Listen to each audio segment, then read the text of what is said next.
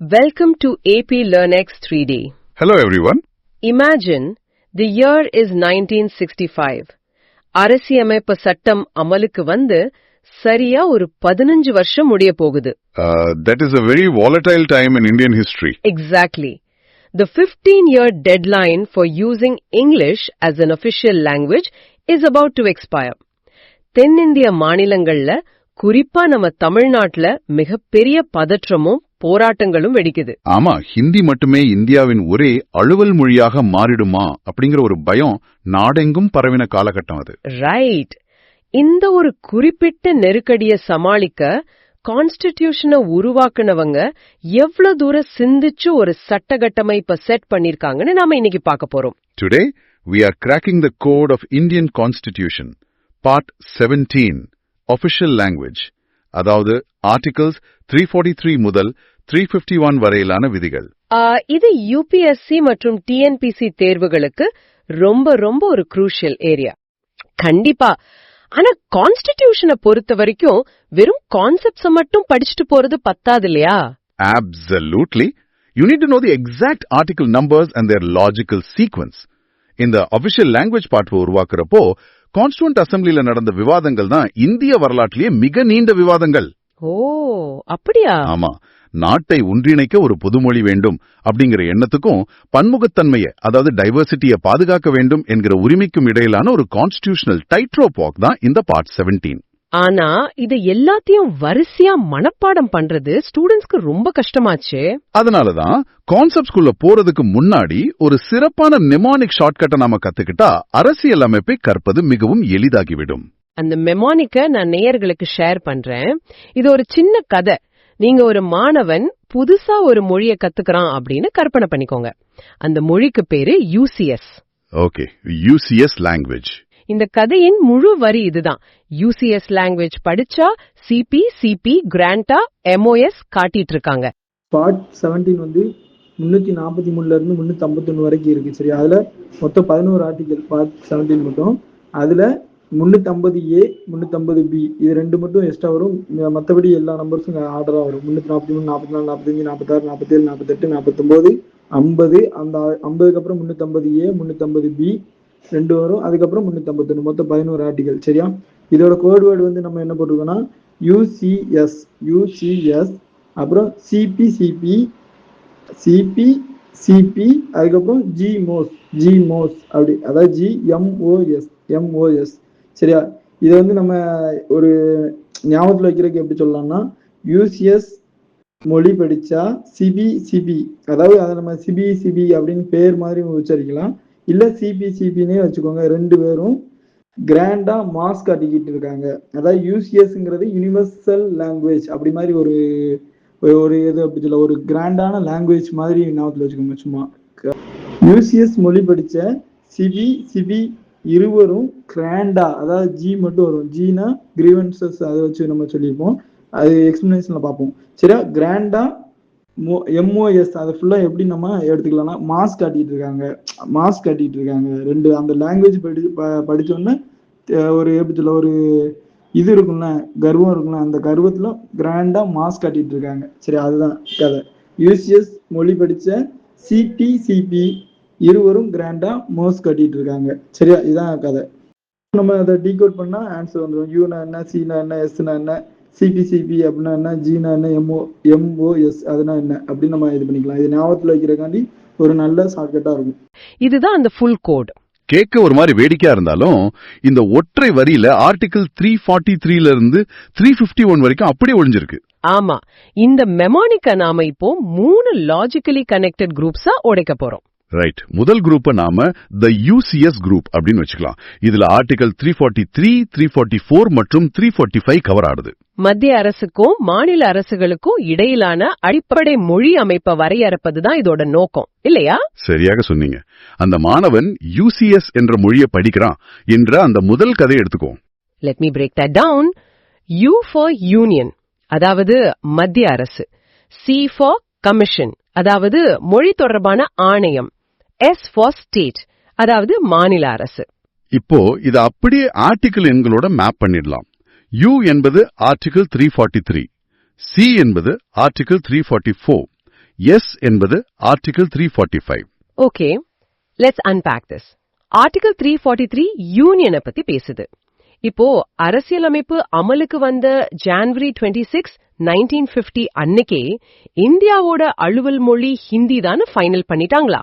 Article 343 class 1 ரொம்ப தெளிவா ஒரு விஷயத்தை வரையறுத்தது. The official language of the union shall be Hindi in Devanagari script. அதாவது மத்திய அரசின் அலுவல் மொழி தேவநாகரி எழுத்துருவில் உள்ள ஹிந்தியாக இருக்கும். ஓகே, அப்போ எண்களுக்கு என்ன பண்ணுனாங்க? அங்கதான் ட்விஸ்ட். எண்களை பயன்படுத்தும் போது அது international form of Indian numerals ஆக இருக்க வேண்டும் என்று முடிவெடுத்தார்கள். வெயிட், எண்களுக்கு மட்டும் ஏன் இன்டர்நேஷனல் ஃபார்ம்? அப்படியே தேவநாகரி எண்களையே பயன்படுத்தியிருக்கலாமே. அங்கதான் நம்ம தென்னிந்திய தலைவர்களின் ராஜதந்திரம் இருந்தது.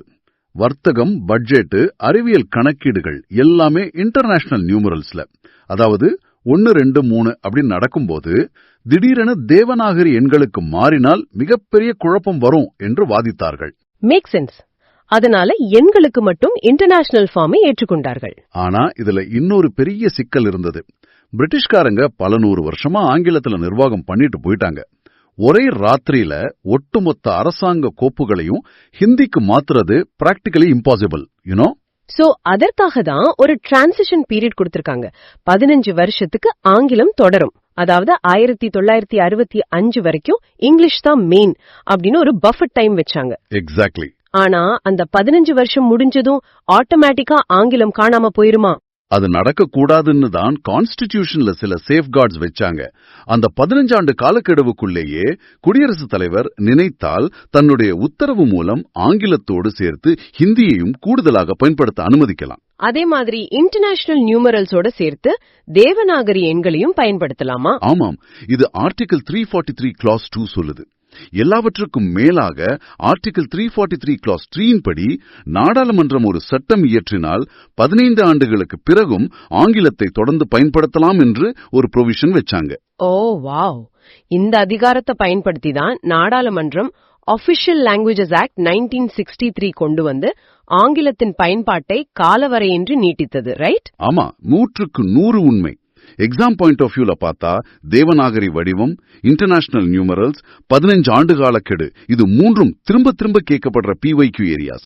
இதனாலதான் நம்ம மெமோனிக்ல U = யூனியன் என்று நினைவில் வைத்தோம். மத்திய அரசின் மொழி என்னன்னு முடிவாகிடுச்சு. அடுத்து ஆர்டிகிள் 344 கமிஷன். ரைட்.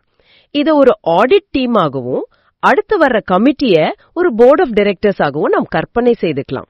இந்த ஆடிட் டீம் ஏன் இப்ப தேவைப்படுது? இப்ப 15 வருஷம் டைம் கொடுத்தாச்சு. ஆனா அந்த 15 வருஷத்துல ஹிந்தியோட வளர்ச்சி எந்த அளவுல இருக்குன்னு யாராவது ரிவ்யூ பண்ணணும் இல்லையா? கண்டிப்பா. யாராவது மானிட்டர் பண்ணணும். அதற்காகத்தான் ஆர்டிகிள் 344 இன் கீழ் அரசியலமைப்பு தொடங்கிய 5 வருடங்கள் முடிவிலும் அதன் பிறகு 10 வருடங்கள் முடிவிலும் குடியரசுத் தலைவர் ஒரு கமிஷனை உருவாக்குவார். அதாவது ஒரு ஆணையத்தை. ஆமாம். இந்த ஆணையத்துல சும்மா ரேண்டமா ஆட்களை போட முடியாது. 8வது அட்டவணையில் 8th ஷெட்யூலில் உள்ள அனைத்து மொழிகளின் பிரதிநிதிகளும் இதில் இருக்க வேண்டும். வெயிட், ஹிந்திய வளர்க்கறத பத்தி ஆய்வு செய்யற கமிஷன்ல ஏன் மற்ற மொழிக்காரங்களை சேர்க்கணும்? ஏன்னா ஹிந்தியின் வளர்ச்சியை பற்றி பேசும்போது அது ஹிந்தி பேசாத மாநிலங்களை, நான் ஹிந்தி ஸ்பீக்கிங் ஏரியாஸை எந்த விதத்திலும் பாதித்து விடக்கூடாது. இந்தியாவின் தொழில், கலாச்சார மற்றும் அறிவியல் முன்னேற்றம் பாதிக்கப்படாமல் இருக்க வேண்டும். சூப்பர், எல்லாத்தையும் பேலன்ஸ் பண்றாங்க. ஆமா, ஹிந்தியின் பயன்பாட்டை எப்படி படிப்படியாக அதிகரிப்பது, அதாவது ப்ரோக்ரெசிவ் யூஸ், அதே சமயம் ஆங்கிலத்தின் பயன்பாட்டை எப்படி கட்டுப்படுத்துவது என்று இந்த கமிஷன் குடியரசுத் தலைவருக்கு பரிந்துரைகள் வழங்கும். இதுதான் நீங்கள் சொன்ன ஆடிட் டீம். அப்போ அந்த ஆடிட் டீம் கொடுக்கிற ரிப்போர்ட்டை யார் ரிவ்யூ பண்ணுவான்? அதற்காகத்தான் நாடாளுமன்றத்தில் ஒரு கமிட்டி அமைக்கப்படும். இதுதான் நீங்கள் குறிப்பிட்ட போர்ட் ஆஃப் டைரக்டர்ஸ். இதில் மொத்தம் 30 உறுப்பினர்கள் இருப்பார்கள். இந்த 30 பேரை எப்படி செலக்ட் பண்ணுவாங்க?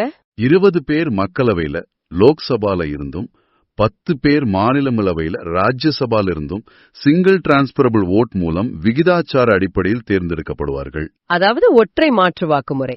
எக்ஸாக்ட்லி. இந்த 30 பேர் கொண்ட குழு கமிஷனின் அறிக்கையை ஆழமாக ஆராய்ந்து குடியரசுத் தலைவருக்கு தங்களுடைய இறுதி அறிக்கையை தருவார்கள். இந்த 30 மெம்பர்ஸ் 20+10 பிரிவினை, சிங்கிள் டிரான்ஸ்பரபிள் ஓட், இது எல்லாமே பாலிட்டில ரொம்ப முக்கியமான ஃபேக்ட்ஸ். இதனாலதான் நம்ம மொனாமினிக்ல C ஈக்குவல்ஸ் டு கமிஷன் என்று நினைவில் வைத்தோம். பெர்ஃபெக்ட். சோ யூனியன் மொழி பார்த்தாச்சு, அதை செக் பண்ற கமிஷன் பார்த்தாச்சு. அடுத்து ஆர்டிகல் 345 ஸ்டேட். மாநிலங்களுக்குன்னு ஒரு மொழி உரிமை வேண்டாமா? மத்திய அரசு ஹிந்தியை வச்சுக்கிட்டா மாநிலங்களும் ஹிந்தியத்தான் ஃபாலோ பண்ணணுமா? கிடையாது. What's fascinating here is Article 345 மாநிலங்களுக்கு ஒரு சுயாட்சியை கொடுக்கிறது. ஒரு மாநில சட்டமன்றம் அந்த மாநிலத்தில் பரவலாக பேசப்படும் ஏதேனும் ஒரு மொழியையோ ஒன்றுக்கும் மேற்பட்ட மொழிகளையோ அல்லது ஹிந்தியையோ தங்களது அலுவல் மொழியாக சட்டம் மூலம் ஏற்றுக்கொள்ளலாம். உதாரணமா தமிழ்நாடு அலுவல் மொழி சட்டம் 1956 கொண்டு வந்து தமிழ ஆபீஷியல் லாங்குவேஜா ஆக்குனது போலவா? துல்லியமாக. ஆனால் அப்படி ஒரு சட்டம் இயற்றும் வரை என்ன நடக்கும்? அது வரைக்கும் இங்கிலீஷ் தானா? ஆமாம். அரசியலமைப்பு தொடங்குவதற்கு முன்பு அந்த மாநிலத்தில் எந்தெந்த நோக்கங்களுக்காக ஆங்கிலம் பயன்படுத்தப்பட்டதோ அதே நோக்கங்களுக்காக ஆங்கிலமே தொடர்ந்து பயன்படுத்தப்படும். மாநிலங்கள் மீது எந்த ஒரு மொழியையும் கட்டாயப்படுத்தி திணிக்க முடியாது என்பதை உறுதி செய்யும் ஆர்டிகிள் இது. இது ரொம்ப முக்கியமான சேஃப்கார்டு. இதனாலதான் நம்ம நிமானிக்ல S ஈக்குவல் டு ஸ்டேட் என்று நினைவில் வைத்தோம். இப்போ நாம UCS குரூப்பை முடிச்சிட்டோம். ஆமா, யூனியன், கமிஷன், ஸ்டேட். இப்போ நேயர்களே, UCS. What comes after Article 345? Article 346, communication. So தனித்தனியா மொழி முடிவாயிருச்சு. ஆனா இவங்க தங்களுக்குள்ள எப்படி பேசிக்க போறாங்க?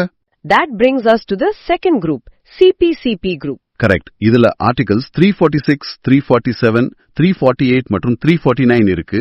வெவ்வேறு அரசுகளுக்கு இடையேயான தொடர்பையும் நீதித்துறை எப்படி இயங்கப் போகிறது என்பதையும் இது வரையறுக்குது. இதுக்கான கதை என்னன்னா, இரண்டு வெவ்வேறு பகுதிகள் தங்களுக்குள் தொடர்பு கொள்றாங்க, அதாவது கம்யூனிகேஷன். அப்போ அங்க இருக்கிற மக்கள் பாப்புலேஷன் ஒரு மொழி கோரிக்கை வைக்கிறாங்க. ஓகே, அதனால பிரச்சனை வருதா? ஆமா, அந்த பிரச்சனைக்காக நீதிமன்றம் கோர்ட்ஸ் போறாங்க. அங்க ஒரு சட்டம் அல்லது வழிமுறை ப்ரொசீஜர் உருவாகுது. C communication, P population, C courts, P procedure. ரொம்ப சுலபமா ஞாபகம் வச்சுக்கலாம். சோ கோட் பிரேக் டவுன் பண்ணுவோம். C என்பது ஆர்டிகல் 346, P என்பது ஆர்டிகல் 347, அடுத்த C என்பது ஆர்டிகல் 348, அடுத்த P என்பது article 349. Let's dive into Article 346. இரண்டு மாநிலங்களுக்கு இடையேயோ அல்லது ஒரு மாநிலத்திற்கும் மத்திய அரசுக்கும் இடையேயோ தொடர்பு கொள்ள எந்த மொழி பயன்படுத்தப்பட வேண்டும்? Here's where it gets really interesting. இவங்க எப்படி பேசிக்கிறாங்க? ஆர்டிகல் 346 என்ன சொல்லுதுன்னா, மத்திய அரசால் அங்கீகரிக்கப்பட்ட அந்தந்த காலகட்டத்தின் அலுவல் மொழியே, அதாவது யூனியன் ஆபீஷியல் லாங்குவேஜ் தொடர்பு மொழியாக இருக்கும். வெயிட், அப்போ சென்ட்ரல் கவர்மெண்ட் ஹிந்திய மெயின் ஆக்கிட்டா தமிழ்நாடு அரசு டெல்லிக்கு ஒரு கடிதம் எழுதும்போது ஹிந்தில தான் எழுதணுமா? இது தென் மாநிலங்களுக்கு ஒரு பெரிய டிஸ்அட்வான்டேஜ் இல்லையா? நல்ல கேள்வி. அதனாலதான் ஏர்லியரா நாம பார்த்த ஆபீஷியல் லாங்குவேஜஸ் ஆக்ட் 1963ல மத்திய மாநில அரசுகளுக்கு இடையிலான தொடர்புக்கு ஆங்கிலம் தொடர்ந்து பயன்படுத்தப்படும் என்று ஒரு ப்ரொவிஷன் சேர்த்தாங்க. அப்படா, ஒரு வழியா தப்பிச்சோம். ஓஹோ, அப்போ உத்தரப்பிரதேசம், மத்திய பிரதேசம் மாதிரி இரண்டு ஹிந்தி பேசும் மாநிலங்கள் தங்களுக்குள்ள இங்கிலீஷ தவிர்த்துட்டு முழுமையா ஹிந்தில கம்யூனிகேட் பண்ணிக்க முடியும். ஆமாம், அவர்களுக்கு அந்த உரிமை உண்டு. இதனாலதான் நம்ம மெமானிக்ல C is equal to communication என்று நினைவில் வைத்தோம். அடுத்து article 347, population. If we connect this to the bigger picture, மாநில அளவுல ஒரு மெஜாரிட்டி மொழிய அலுவல் மொழியா ஆக்கிடலாம். அது ஆர்டிகல் 345ல பார்த்தோம். ஆனா அந்த மாநிலத்துக்குள்ளேயே ஒரு சிறுபான்மை மக்கள் வேற ஒரு மொழி பேசினா அவங்க நிலைமை என்ன? சிறுபான்மை மக்களுக்கு உரிமை வேணும்ல? ஆமா, சிறுபான்மை மக்களின் மொழி உரிமையை பாதுகாப்பதுதான் ஆர்டிகல் 347இன் நோக்கம். ஒரு மாநிலத்தில் உள்ள கணிசமான அளவு மக்கள், a substantial proportion, தாங்கள் பேசும் மொழியையும் மாநில அரசு அங்கீகரிக்க வேண்டும் என்று கோரிக்கை வைக்கிறார்கள் என வைத்துக் கொள்வோம். மாநில அரசு அதை காதுல வாங்கிக்கலன்னா என்ன பண்றது? அவர்கள் நேராக குடியரசுத் தலைவரை அணுகலாம். குடியரசுத் தலைவர் மாநில அரசோட விவகாரத்துல தலையிட முடியுமா? மாநிலத்தின் எல்லைக்குள் இருந்தாலும் மொழி சிறுபான்மையினரை பாதுகாப்பது மத்திய அரசின் கடமை. குடியரசுத் தலைவர் இந்த கோரிக்கையை பற்றி திருப்தி அடைந்தால் அந்த குறிப்பிட்ட மொழி அந்த மாநிலம் முழுவதும் அல்லது ஒரு குறிப்பிட்ட பகுதியில் அலுவல் மொழியாக அங்கீகரிக்கப்பட வேண்டும் என்று நேரடியாக உத்தரவு பிறப்பிக்கலாம். That's a massive power to protect linguistic minorities. மக்கள் தொகையை குறிக்கும் வகையில இதனாலதான் நம்ம மெமானிக்ல P equal to population என்று நினைவில் வைத்தோம். அடுத்து ஆர்டிகிள் 348 கோட்ஸ். ஏன் நீதிமன்றங்களுக்குன்னு தனியா ஒரு ஆர்டிகிள் தேவைப்படுது? சட்டம் என்பது மிக துல்லியமாக இருக்க வேண்டும். மொழிபெயர்ப்பில் ஒரு வார்த்தை மாறினாலும், ஒரு கம்மாவோ முற்றுப்புள்ளியோ இடம் மாறினாலும் நீதியின் அர்த்தமே மாறிவிடும். The legal mechanism relies heavily on precedents. ஒரு வழக்கின் தீர்ப்பை வைத்துதான் அடுத்த வழக்கிற்கு வாதிடுவார்கள். ஆனா ஒரு மாநிலத்துல எல்லா நிர்வாகமும் மாநில மொழியில நடக்கும்போது ஹைகோர்ட்ல மட்டும் ஏன் ஆங்கிலம்? Think about the appellate chain. உச்ச நீதிமன்றம் சுப்ரீம் கோர்ட் என்பது ஒட்டுமொத்த இந்தியாவுக்கானது. ஒருவேளை சென்னை உயர்நீதிமன்றம் தன்னுடைய இறுதி தீர்ப்பை முழுவதுமாக தமிழில் வழங்கி அந்த வழக்கு உச்ச நீதிமன்றத்திற்கு மேல்முறையீட்டிற்கு போகிறது என்று கற்பனை செய்து பாருங்கள். ஓ, உச்ச நீதிமன்ற நீதிபதிக்கு தமிழ் தெரியலைனா பெரிய சிக்கலாகிடுமே.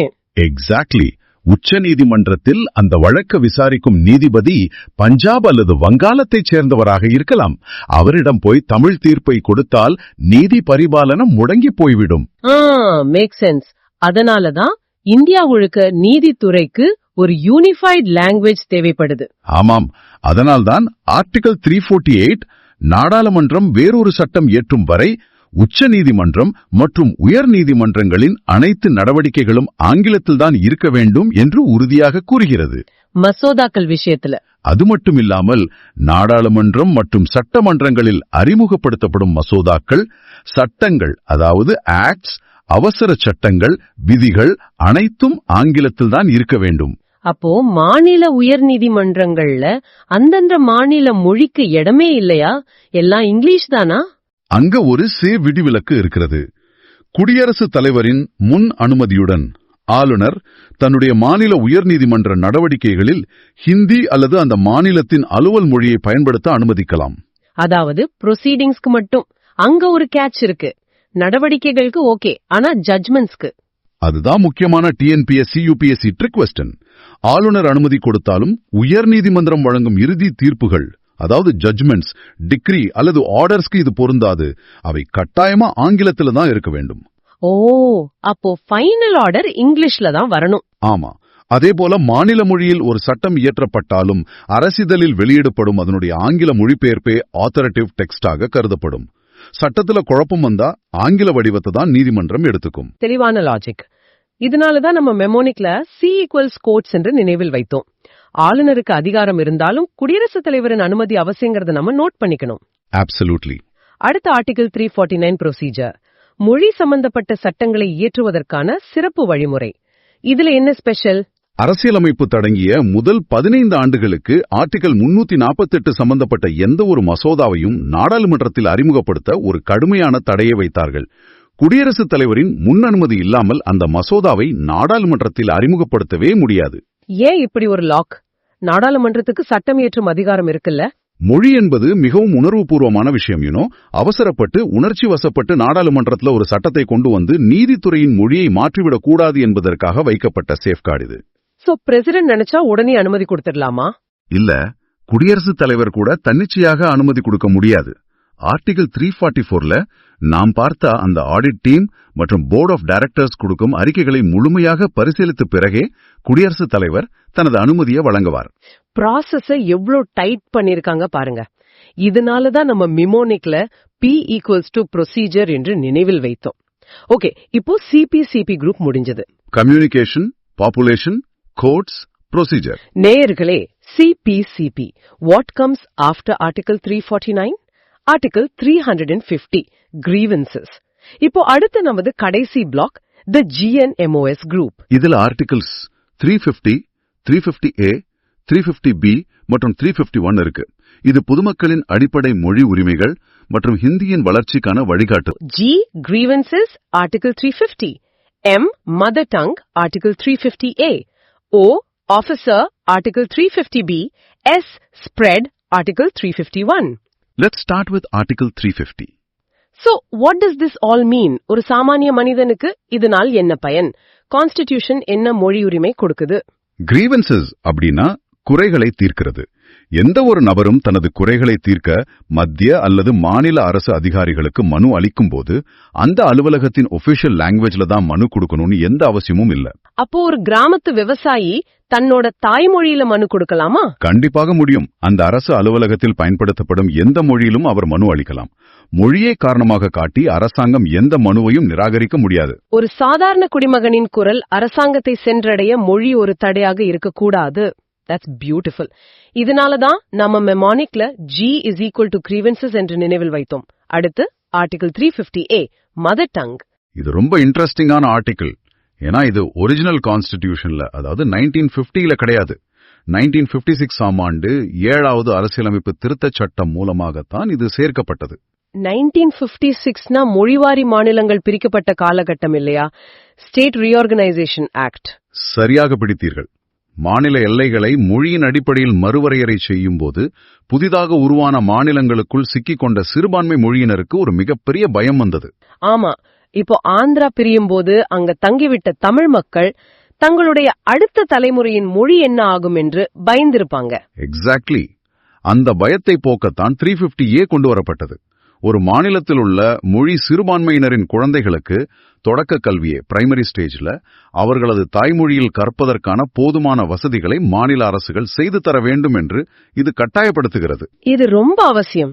இத மாநில அரசுகள் சரியா செய்யலன்னா இதை உறுதி செய்ய குடியரசுத் தலைவர் உத்தரவிடலாம். பிரைமரி ஸ்டேஜ்ல தாய்மொழி கல்வி ரொம்ப முக்கியம். இதனாலதான் நம்ம நிமோனிக்ஸ்ல M is equal to mother tongue என்று நினைவில் வைத்தோம். அடுத்து ஆர்டிகல் 350B ஆபீசர். இதுவும் அதே 7th அமெண்ட்மெண்ட்ல தான் வந்ததா? ஆமா. 350Aல கொடுக்கப்பட்ட உரிமைகள் சரியா நடைமுறைப்படுத்தப்படுதான்னு கண்காணிக்க ஒரு அதிகாரி தேவைப்பட்டார். அதற்காக ஆர்டிகல் 350B மூலம் மொழி சிறுபான்மையினருக்கான சிறப்பு அதிகாரிய ஸ்பெஷல் ஆபீசரை குடியரசுத் தலைவர் நியமிப்பார் என்றொரு விதியை உருவாக்கினார்கள். இவரோட வேலை என்ன? இவர் இது தொடர்பான விஷயங்களை விசாரித்து குடியரசுத் தலைவரிடம் அறிக்கை சமர்ப்பிப்பார். அந்த ரிப்போர்ட் என்ன ஆகும்? அந்த அறிக்கை நாடாளுமன்றத்திலும் வைக்கப்படும், சம்பந்தப்பட்ட மாநில அரசுகளுக்கும் அனுப்பப்படும். இதனாலதான் நம்ம நிமோனிக்ஸ்ல O is equal to officer என்று நினைவில் வைத்தோம். இப்போ பார்ட் 17 கடைசி article 351 spread. This raises an important question. ஹிந்தியின் எதிர்காலம் என்ன? அதுக்கு கான்ஸ்டிடியூஷன் என்ன சொல்லுது? அரசியல் அமைப்பில் 351வது விதி ஒரு டைரக்டிவ், அதாவது வழிகாட்டுதல். ஹிந்தி மொழியை நாடு முழுவதும் பரப்பவும் ஸ்ப்ரெட் பண்ணவும், இந்தியாவின் கலப்பு கலாச்சாரத்தின் வெளிப்பாட்டு ஊடகமாக அதை வளர்க்கவும் மத்திய அரசுக்கு உத்தரவிடப்பட்டுள்ளது. அதாவது ஹிந்தி என்பது வட இந்தியாவில் பேசப்படும் ஒரு பிராந்திய மொழியாக மட்டும் சுருங்கி விடாமல் ஒட்டுமொத்த இந்தியாவின் காம்போசிட் கல்ச்சரையும் பிரதிபலிக்கும் அளவுக்கு வளர வேண்டும், ரைட்? கரெக்ட். ஆனா அதோட வொக்காபுலரிய பத்தி ஒரு ஸ்பெஷல் ரூல் இருக்கே. ஆமாம். இதன் வார்த்தைகள் வொக்காபுலரி முதன்மையாக சம்ஸ்கிருதத்திலிருந்தும் இரண்டாவதாக 8வது அட்டவணையில் உள்ள பிற மொழிகளிலிருந்தும் பெறப்பட வேண்டும் என்று ஆர்டிகல் 351 குறிப்பிடுகிறது. இதனாலதான் நம்ம மனோமிக்ல S is equal to spread ன்னு நினைவில் வைத்தோம். We've done it. கிராண்டா MOS. இப்போ ஆர்டிகல் 343ல தொடங்கி 351 வரை முழுவதையும் பார்த்து விட்டோம். ஆமா, ஒவ்வொரு விதியையும் ரொம்ப தெளிவா அலசிட்டோம். இப்போ AP LearnX 3Dயின் பிரத்யேக ரேபிட் ஃபயர் ரிவிஷன் நேரத்திற்கு வந்துவிட்டோம். நாங்க நோட்ஸ் பார்க்காம இந்த முழு வரிசையையும் ரீகால் பண்ண போறோம். Let's do it. Article 343 union language. Right. Article 344 C commission. Perfect. Article 345 S state language. Yes.